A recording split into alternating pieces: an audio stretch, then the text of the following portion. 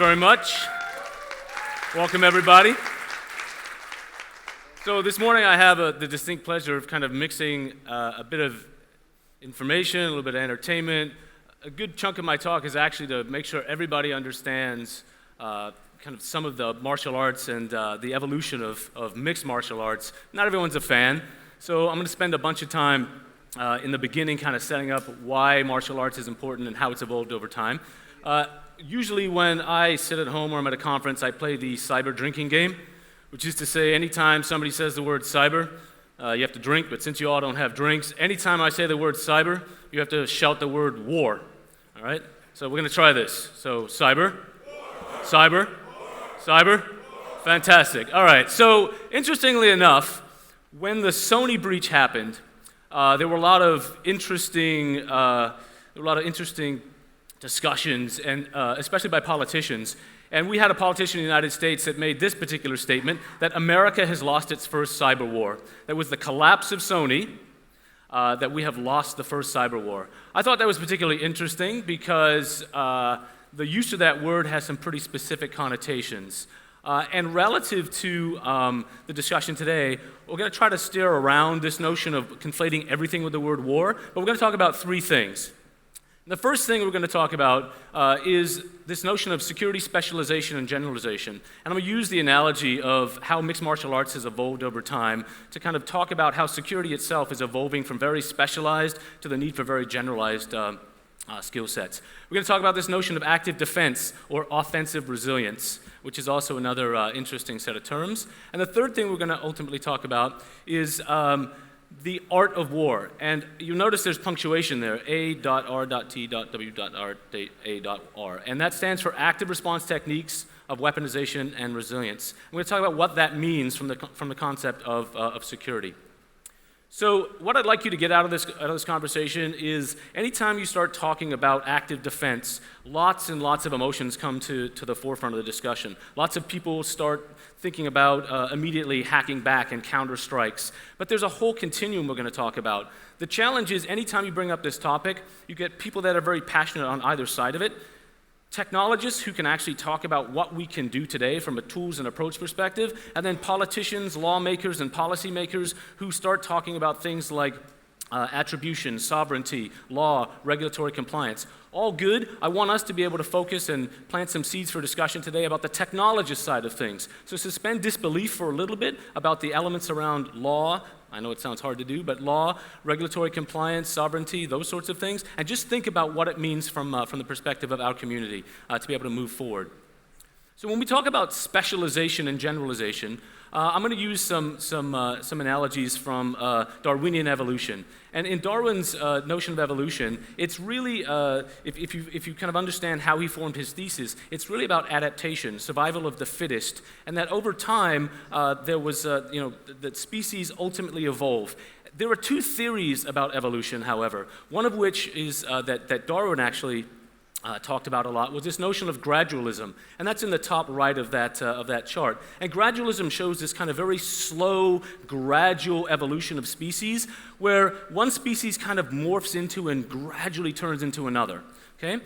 There's a different theory of evolution called the theory of punctuated equilibrium, and that's the more linear, very kind of acute angled example down below. And what it says is, while evolution does indeed proceed over geologic time very slowly, what ends up happening is every time there is a moment of speciation or there's a point where something evolves, it happens very rapidly.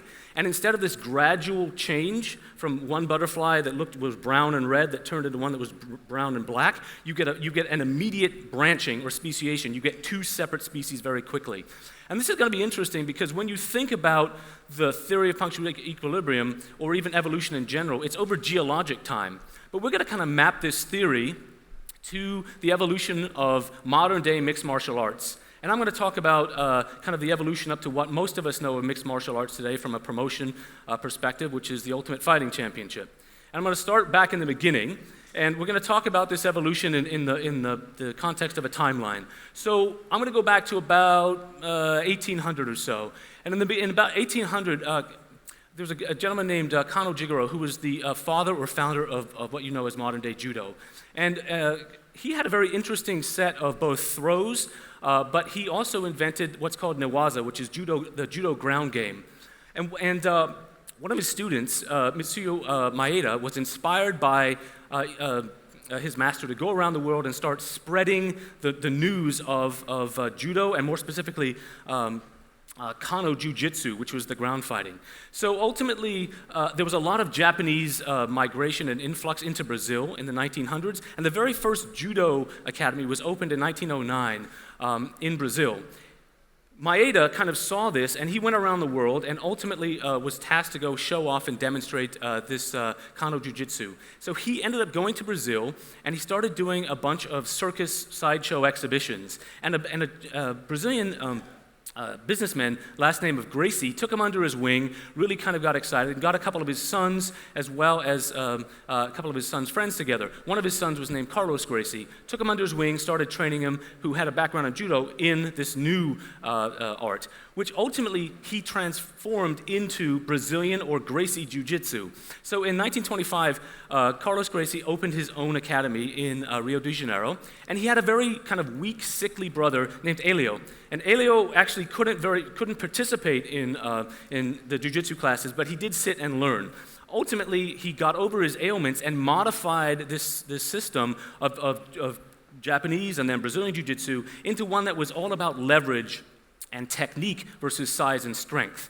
So he went around the world challenging people to demonstrate jiu-jitsu. And at the same time, there was a new fighting style erupting in Brazil called vale tudo. And vale tudo really means anything goes. It was bare knuckle fighting, no rules, and it was two guys, sometimes in a cage, sometimes in a giant ring, just going at it. This started to really spread across Japan.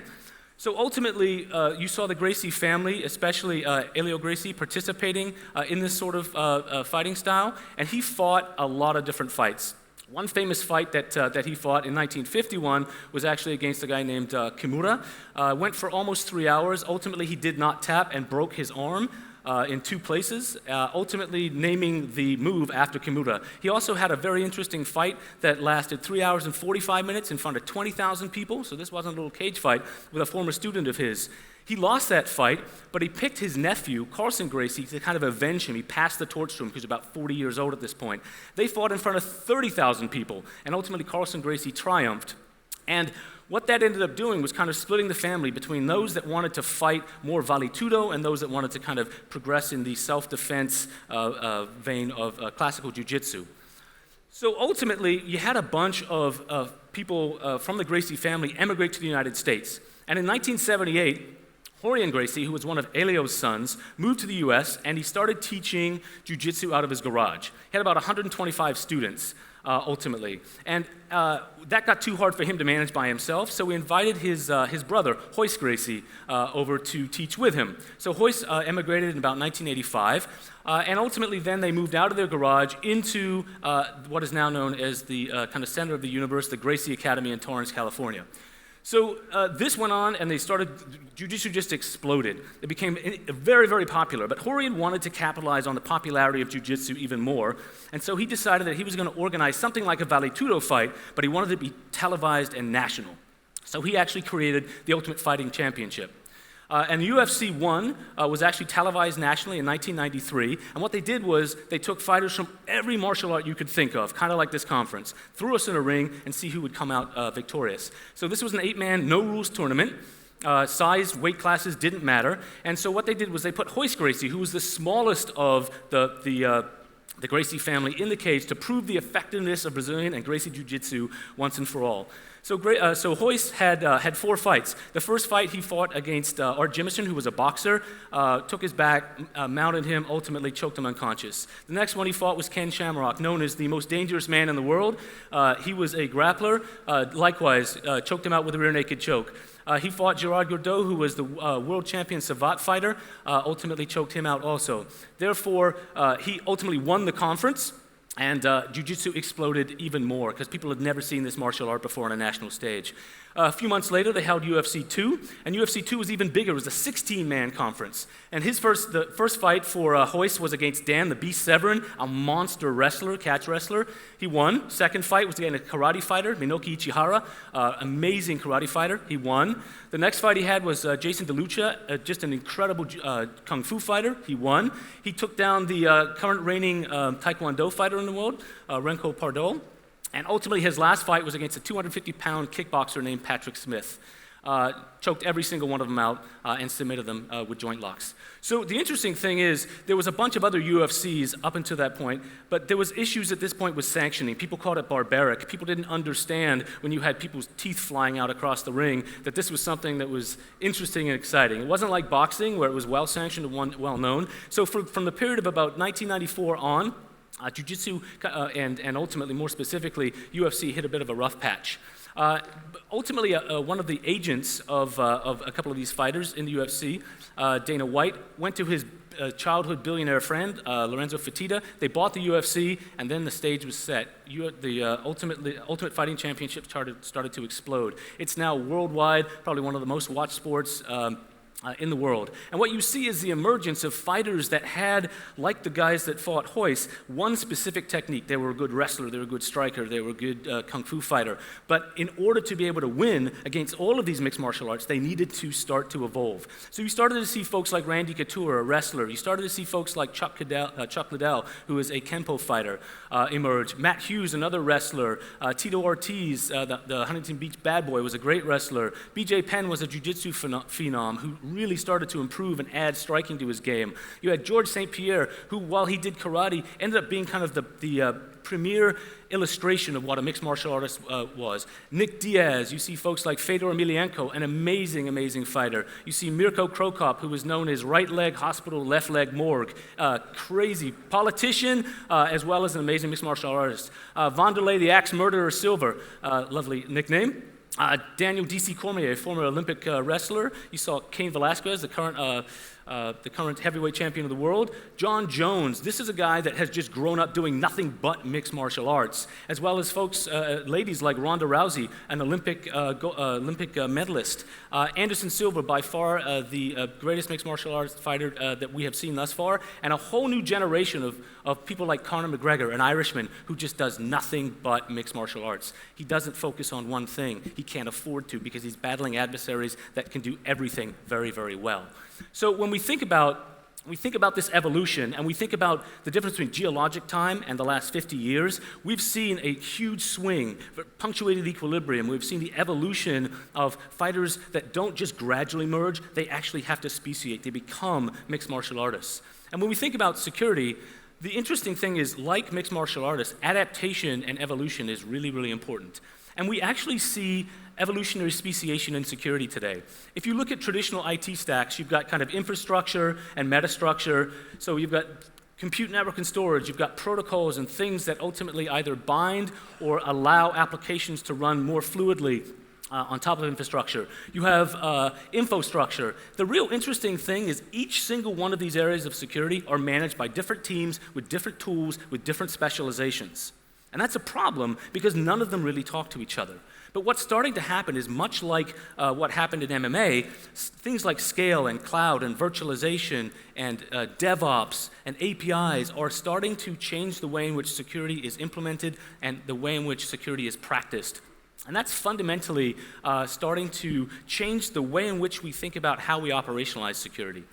So when we think about what we do today and traditionally how we have described and discussed what security is, it's very, very kind of passive, right? Something happens, we react to it. But we're going to start talking about active defense and more specifically active response and how that posture has to start changing.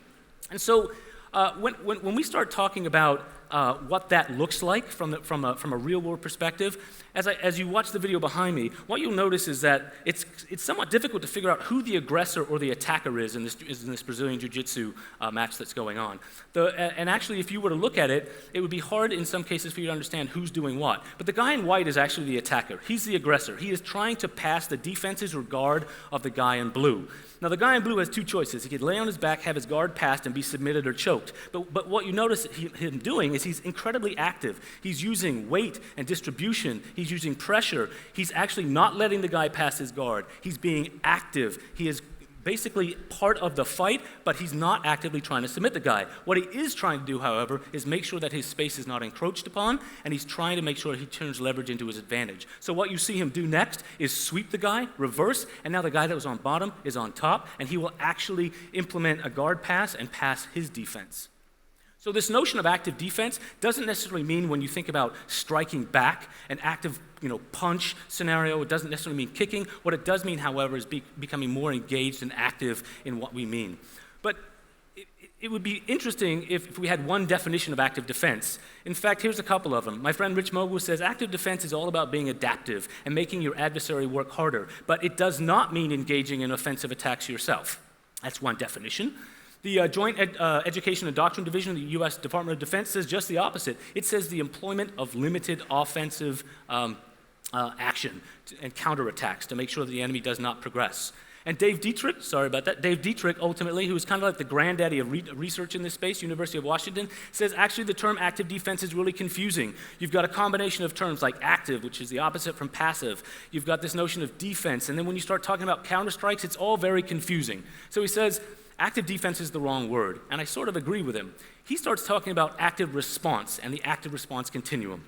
And what that means is there's a range of things you can do, from benign to aggressive, from being able to just detect and deter to actually corrupt and damage. And it's important to understand that this continuum exists so we can talk about it in a more reasonable fashion.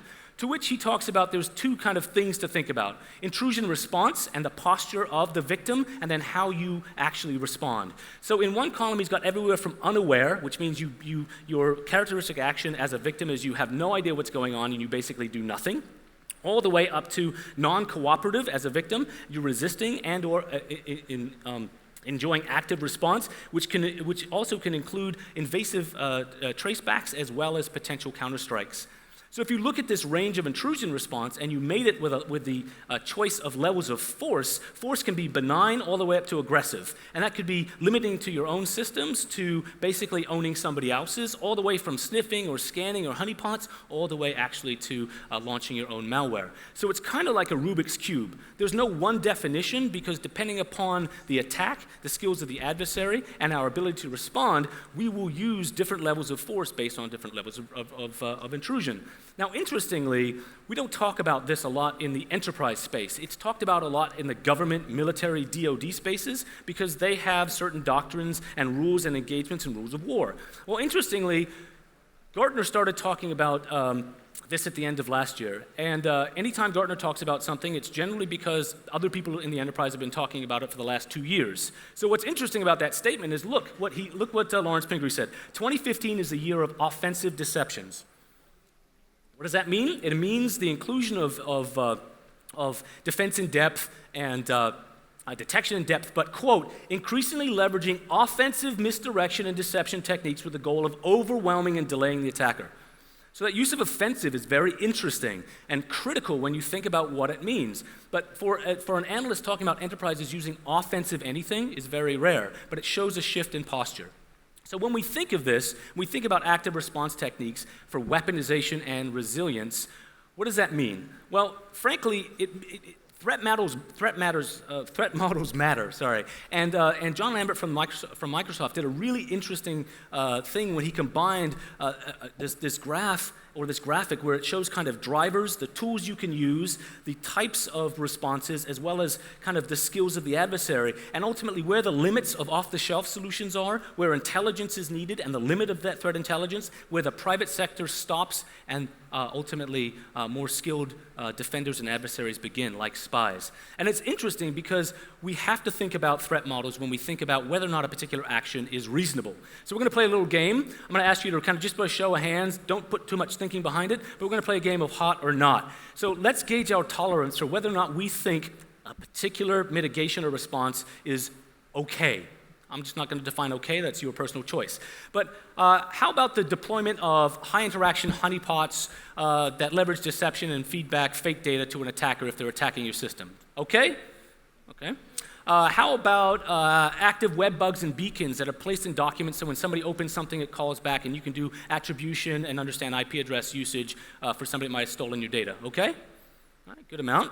How about implanting or seeding fake hash-compatible file feeds into peer-to-peer file sharing networks? So if somebody steals your data, they spend hours and hours downloading junk. And you might have recognized this from the Sony breach. Is that okay? Less hands. All right. How about packet reflection? So somebody sends you bad packets, you just send it right back to them, like the post office return to sender. Is that okay? Oh, not so much, not so many. All right. How about internet service providers who detect that you have malware on the computer you connect to their cable network, and they basically automatically quarantine and remediate malware on your machine for you on your behalf? Is that okay? A couple. Okay, how about the last one? How about implantation of malware as you see attackers exfiltrating data from your network so that you know when they open the document, it will own their system for you on the other end? Is that okay? Only one or two hands. All right, well, the reality is that all of these things are done on a daily basis. We don't talk about it, we don't admit it, but they're all very valid ways in which people are engaging in active defense today, whether you want to call it active defense or active response. And the interesting thing about this is that when you start thinking about people's IP or money being stolen, there was a commission on American intellectual property theft, and they said, look, there are three things that you have to do if you want to get control of this problem. We got to implement prudent vulnerability measures like deploying firewalls. The interesting thing here is they say support American companies and technology that can identify and recover IP stolen without hurting the adversary's network. And the next thing is reconcile changes in the law to make sure that this can happen. Now this middle piece is kind of interesting. Reach in and grab your data back. Okay, I'm not really sure that's entirely possible, but there was a follow-up to this article by a guy named John Kalberg, and he said, look, if corporations are going to be able to counter-strike, hack back, and get their data back, there are 7 assumptions that have to be made about the ability to do so. Here's the first one, that the private company can attribute the proper attacker. That's the first assumption, that you know who's hacking you. That's hard. The second one is that counter-striking corporations have the ability to engage a state-sponsored organization. So assuming you're going to hack back, if you're a company XYZ, you better be prepared to go to battle to basically start hacking back against somebody who has infinitely more budget, time, patience, and potential skill than you do. The third is that there will be no uncontrolled escalation. It's just you, and it's just it's not going to ratchet up. The fourth is that it's just going to be an incursion between these two endpoints, doesn't spill over, no collateral damage. That the initial attacker has no second strike option, like the first one was his only attempt. The sixth and second to last is that the counter-striking company you have no interests or assets in the country or domain or sovereignty of the person who's attacking you, so they can't go leverage those. And the last one is ultimately that the duplicated intellectual property is in one place. Okay, all of those or any of those assumptions make this notion very difficult to think about when we think about how we implement responses. Well, it does within the context of corporate America, but interestingly, we have things like the Talon Manual, which is the international law applicable to cyber warfare, right? This is about use of force, military kinetic force applied to this cyber domain. Thank you. The second is the Army Cyber Command Field Manual for cyber electromagnetic activities. There's a manual for engagement of warfighters there. What do we have to rely on from an enterprise perspective, non-military, non-intel, and non-DoD? We get this in the United States, the Computer Fraud and Abuse Act. Not exactly the most friendly doctrine to people that are trying to either defend, protect, or or ultimately be able to engage in any sort of active defense, because you can just get thrown in jail. So, the challenge is, how do we end up mitigating this around elements where the use of the word war gets thrown together and conflated with other activities like espionage. So for example, when the Sony attack happened and there was immediate attribution in North Korea, we had a lawmaker and a policymaker say that cyber attacks are a new form of warfare. Okay, that's not too hyped up rhetoric, but we had Newt Gingrich said again, nobody should kid themselves.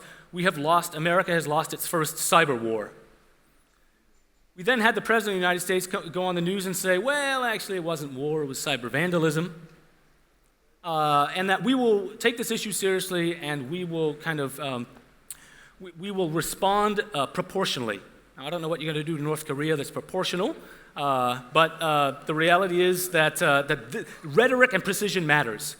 So, the challenge is that conflating everything with cyber war means that your only analog for how you ultimately talk about what you can do is kinetic and kind of based on what you see in the Talon manual or what warfighters do. And that's not that's not our only options. That's not all we can do to engage our adversaries in ways that matter.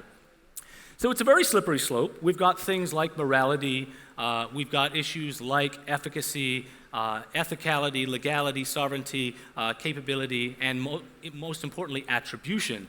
And these are challenging issues to discuss, but technologically, most of us in the room, as we raised our hands about the things we're capable of doing, assuming that we can navigate this with coverage and let lawmakers and policymakers have that conversation, but then as an industry and a series of practitioners be able to think about how we can more actively defend ourselves, like in that Jiu-Jitsu video, the better.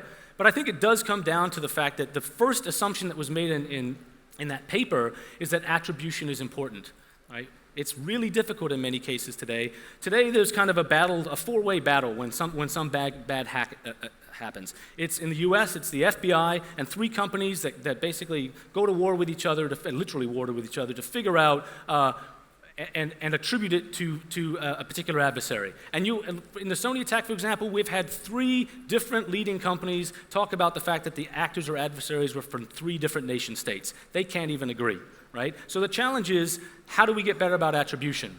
The interesting thing is, if you don't get better about attribution, you end up playing attribution bingo. It's a fun game to play at home. You can do it. Basically, if you want to, actually, you can go to the URL cyberwarattribution.com and create your own, so you can play along at home. So kind of as we think about everything we've talked about, this kind of evolution and need for security to evolve, not only in our skill sets, but also in the way in which we think about more actively defending ourselves. How do we win versus not lose? And do we even care? Is there such a thing as winning from the perspective of security? Well, I'll go back to that slide I had before. The notion of speciation and evolution has shown us that there are animals that don't necessarily initiate their active defense, and in many cases don't engage throughout their life in an offensive posture, but when the time is called upon, they are very much able to defend themselves actively. And the pufferfish is a good example of that. They look really, really cute, and then when you get them pissed off, they don't look very cute. So how do we manage across this continuum? What do we actually do? What can we do? Well, the first is we need precision in language and context. Okay? We can't keep conflating this notion of surveillance, espionage, terrorism, vandalism, and theft with war. Every time we do that, we lose the discussion. In fact, we can't even start having it, because that's not the domain of most of us who are defenders. Technologically, we have a lot of capabilities here, but we need to stop focusing entirely on technology and start thinking about growing the defensive skill base and evolving the defensive skill base of the folks that work for us. We have to build up teams that are less specialized and do a single thing, that allow them ultimately to work there when they need to, but be able to collaborate and communicate across domains. We desperately need to utilize better threat modeling. We need to leverage automation, actionable threat intelligence, and we're starting to see companies and industry and the government really get behind this notion of the fact that we can't do this in islands alone. We have to participate as a group in order to be able to at least hone down on that notion of attribution so we know who our adversaries are. And we have to make headway here with attribution. If we don't do that, we'll never get further down that line of the active response continuum. There are things we can do today that allow us to achieve a better stance, to be more active, to be more responsive, to be more adaptive. The problem is that we have kind of given up as an industry. What we've basically done is rolling over and basically said it's not if, it's when you'll be breached, and that's fine, but the next response is, and all you can do is clean up after the breach and hope for the best. Okay? That to me is unacceptable. Just rolling over and not actively defending ourselves and not participating in the ability to defend ourselves is something that I think is absolutely just rolling over and giving up. And we can't afford that. We can't afford that as a community, as an industry, as a society. So when we think of kind of a parting message, Helio Gracie, again, that really frail, sick, weak guy who took his brother's jiu-jitsu and molded it into a style for people that weren't as powerful, that weren't as strong, basically said, look, you can always assume that your opponent is going to be bigger, stronger, and faster than you. So we have to learn to rely on technique, timing, and leverage rather than brute strength. Today, when we think about active defense, we think about hacking back, we think about counter strikes, right? That imparts this notion of strength and power and blunt force trauma and nuclear mushroom clouds. Okay? It doesn't have to be that way. We have that continuum, we have the capability, we have the ability. We just need to have conversations, both technically, so we can ultimately have real conversations that talk about what we can do, and then let the lawmakers and regulators understand the capacity and capabilities that we have in order to essentially be able to move the ball forward. So thanks very much. I hopefully it was a little bit of entertainment, a little bit of information. It will spark some thought throughout the rest of the conference. But let's go make a difference. Let's have some conversations that move the ball forward. Thanks.